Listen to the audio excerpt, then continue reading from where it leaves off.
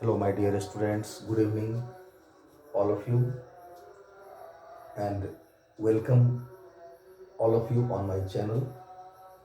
I hope that you are preparing for your examination with concentration. आज मैं फिर से एक बार आपके लिए एपी से connected some important questions objectives MCQ लेकर के आया हूँ। तो आए और हम लोग उस क्वेश्चन की तरफ चलें। फर्स्ट क्वेश्चन है, if A, B, C are in AP, then A minus B by B minus A is equal to what? ये ऑप्शन है 1, B है B by A, C, A by C and D C by A। तो आए हम इसका solution समझें। इसका solution जो है, AP हमारा क्या गिवन है यहाँ पर, A B C। तो we have already known that B minus A is equal to C minus B होगा। अगर AP में A B C है तो second term minus first term is equal to third term minus second term, ऐसा होगा। Here B minus A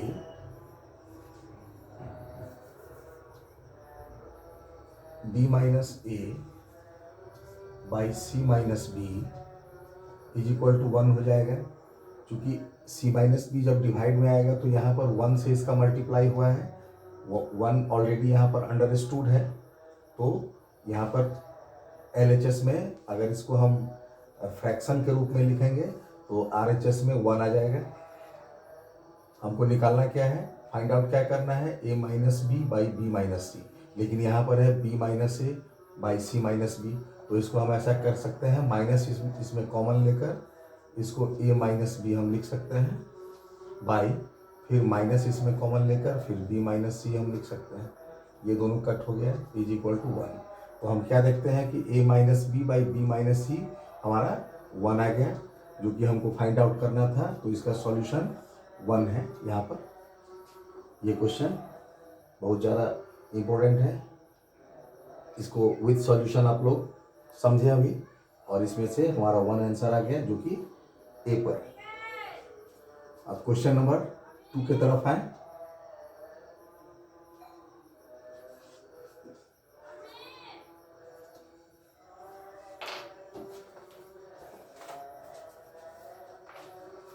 question 2 है, if P Q R and S are in AP,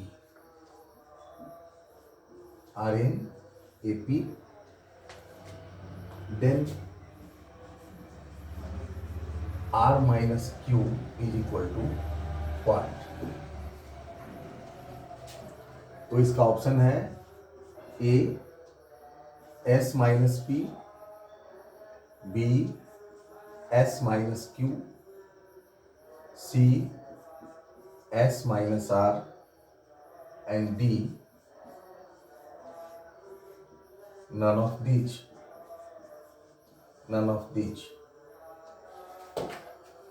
अब हम देखते हैं कि इसमें हमारा इनमें से कौन सा ऑप्शन सही है। इसका सॉल्यूशन,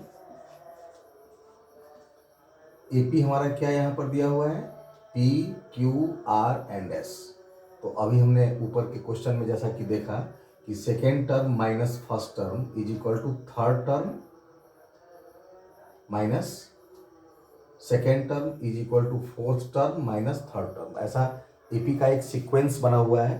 AP इसी तरह से चलता है, first term minus second term is equal to third term minus second term is equal to fourth term minus third term. तो यहाँ हम लिखते हैं हमारा जो AP है PQRS, इसके हिसाब से हो जाएगा Q minus P is equal to R minus Q is equal to S minus R. तो हम यहाँ क्या देख रहे हैं, सेकेंड टर्म क्यू हो गया माइनस फर्स्ट टर्म, फिर थर्ड टर्म आर हो गया माइनस सेकेंड टर्म क्यू हो गया, फिर फोर्थ टर्म एस हो गया and minus third term R हो गया। तो हमारा एस माइनस आर। और यहाँ पर क्वेश्चन में जो पूछ रहा था कि R minus Q is equal to what, तो यहाँ पर R minus Q is equal to क्या आ गया, एस माइनस आर आ गया, जो कि हमारा सी नंबर पर है। अब आगे चलें क्वेश्चन नंबर 3 पर।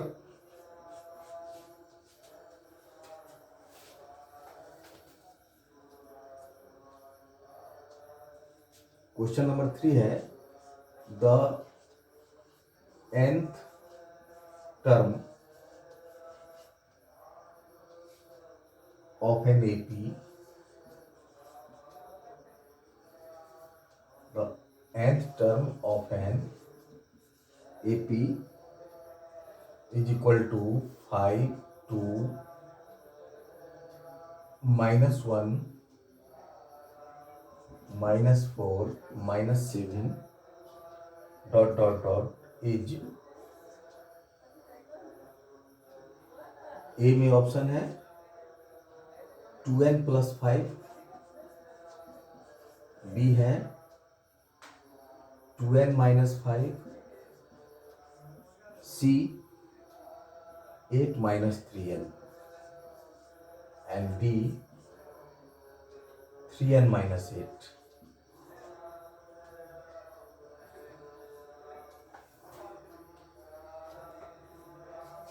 तो आइए इसके सॉल्यूशन की तरफ हम लोग बढ़ें। इसका सॉल्यूशन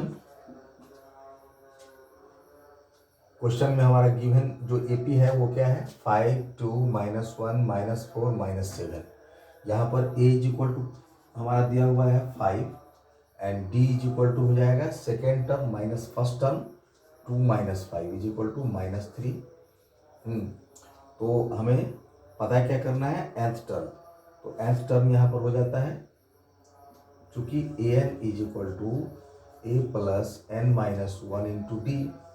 ऑलरेडी ये फॉर्मूला हम लोग जानते हैं, nth टर्म जो होता है a plus n - 1 into D. तो अब यहाँ पर a इज इक्वल टू कितना आ जाएगा, a इज इक्वल टू 5 दिया हुआ है प्लस n तो हमारा है नहीं दिया हुआ, तो n - 1 into D is equal to कितना है यहाँ पर -3। तो देयरफॉर इसको अगर हम सिंप्लीफाई करेंगे तो हो जाएगा प्लस माइनस यहाँ पर आकर के माइनस हो जाएगा 3n and minus minus plus 3। 3 को 1 से मल्टीप्लाई करेंगे 3 को n से मल्टीप्लाई करेंगे 3n। तो यहाँ पर कांस्टेंट टर्म हमारा क्या है 5 एंड 3 और वेरिएबल टर्म हमारा 3n है। तो कांस्टेंट टर्म को हम ऐड करते हैं तो 8 हो जाता है, 8 माइनस 3n। फाइनली हमारा आंसर आ गया जो कि सी नंबर पर मौजूद है 8 माइनस 3n। हम आशा कर रहे हैं कि आप लोग इसके सॉल्यूशन को समझते हुए और तब इसके ऑप्शन पर जाएंगे तो ज़्यादा अच्छा रहता है। अब क्वेश्चन नंबर 4 पर आइए।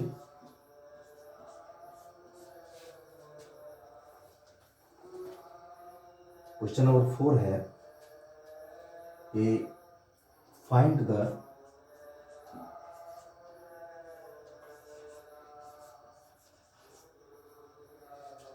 sum of 12 terms of an AP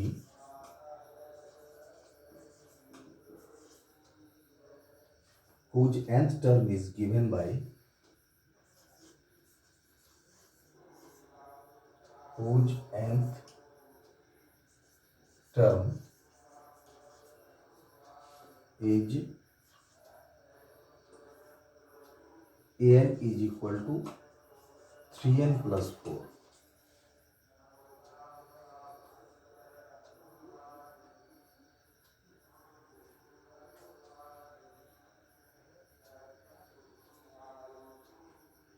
तो इसका ए ऑप्शन है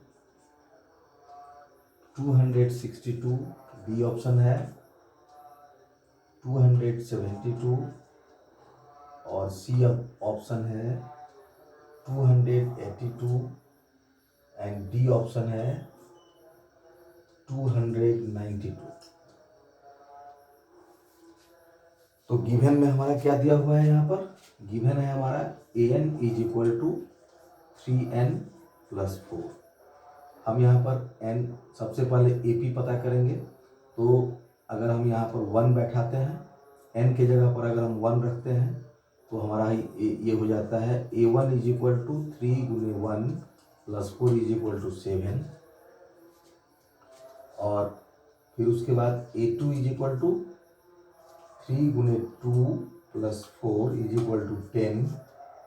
A3 इज इक्वल टू 3 गुने multiplied by 3 + 4 is equal to 13। तो AP हमारा हो गया 7, 10 एंड 13। तो यहाँ पर हमें 12 टर्म्स का सम निकालना है। तो S12 इज इक्वल टू हो जाएगा, ये एक फार्मूला होता है n/2 into 2a + n-1 into D.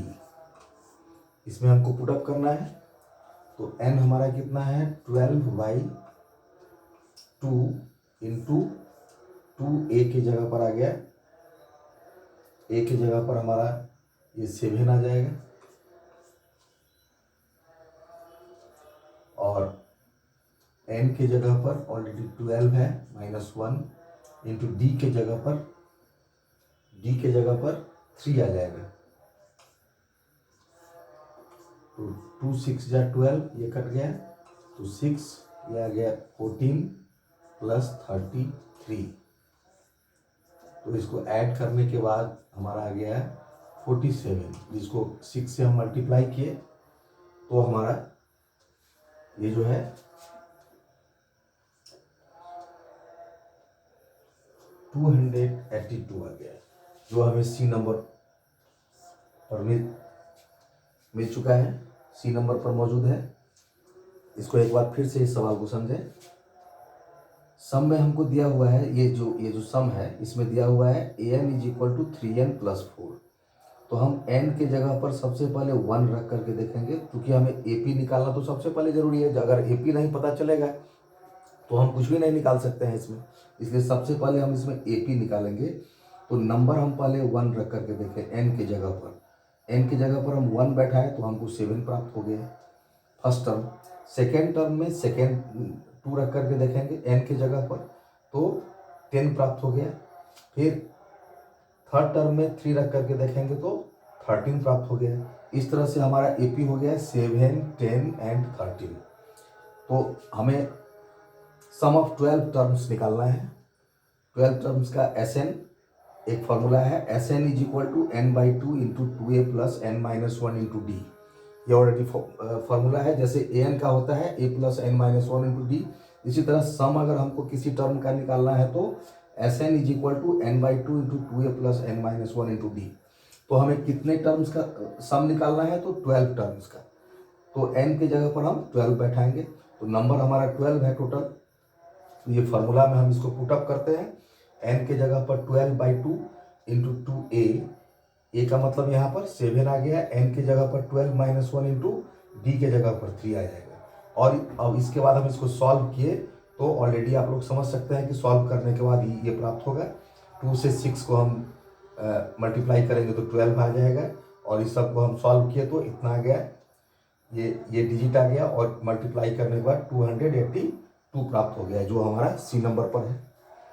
तो इस तरह से हम लोग ये देखें कि AP में कल भी हम आपको कुछ ऑब्जेक्टिव्स बतलाए थे, और ये आज का ये जो कुछ रेस्ट रह गया था कल, तो इसको आप लोग ध्यान से पढ़ें। टोटल मिलाकर के AP में कुछ कलेक्शन आपके पास MCQs का आया, और हर पार्ट से कुछ कुछ MCQ पढ़ना बहुत ही ज़रूरी है। इसके बाद हम लोग 2 नंबर, 3 नंबर, 4 नंबर, 5 नंबर सब नंबर से रिलेटेड सवाल हर पार्ट से फिर से पढ़ेंगे। तो इस ऑब्जेक्टिव्स को आज आप लोग ध्यान से पढ़ें विथ कंसंट्रेशन, और इस तरह से हम आशा करते हैं कि बहुत ही मन से आप लोग तन्मयता से अध्ययन करते होंगे। खासकर मैथमेटिक्स तो समझने वाला सब्जेक्ट है, तो इसके सॉल्यूशन को समझते हुए तब जा कर के आप इसके ऑप्शन पर पहुंचे तो लगभग सब राइट होता है।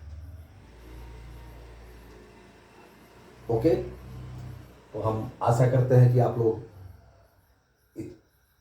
इन सब सवालों को अपने फ्रेंड सर्किल में भी डिस्ट्रीब्यूट करते होंगे और इस चीज़ को आगे बढ़ाते रहें, तो हम और भी ज़्यादा उत्साहित होकर के आपके लिए लेबर मेहनत करने के लिए बहुत तैयार हैं। इसको आगे बढ़ाते रहें अपने फ्रेंड सर्किल में और उन्हें भी तैयारी करने का मौका दें। हम आशा करते हैं कि हमारी इस बात को आप लोग फॉलो करेंगे और तब जा कर के हमें और भी मन लगेगा इस चैनल को आगे बढ़ाने में आप लोगों की हेल्प से। Okay, thank you very much, good night, may God bless you बच्चों।